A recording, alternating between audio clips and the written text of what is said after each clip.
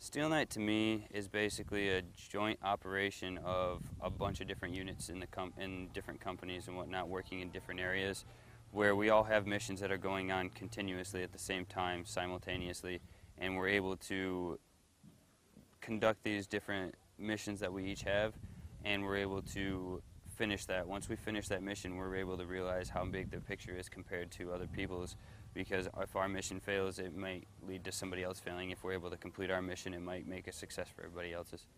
The unit and the Marine Corps both can benefit from this because it shows what our weaknesses are, what our strengths are, what we can work on, and what we can improve on in general, and what we can keep going as for TTPs and what we need to improve on those. It just makes it so that we can make ourselves better as a whole.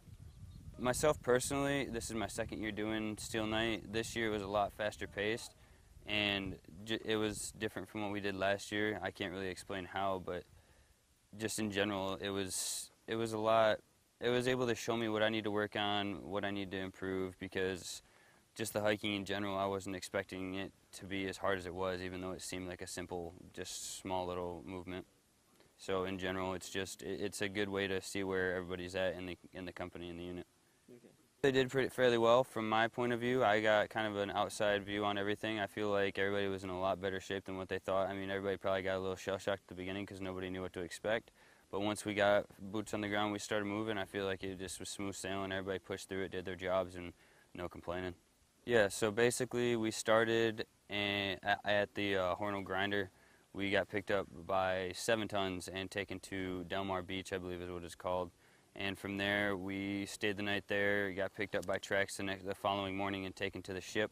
Stayed the night at the ship, got up early the next morning, drove the tracks back onto the water and back to the beach, set up security at the raid site. Once we raided through, after the raid, we came to the drop-off point where we were able to make movement to this mountain town here where we were able to assault through and clear it.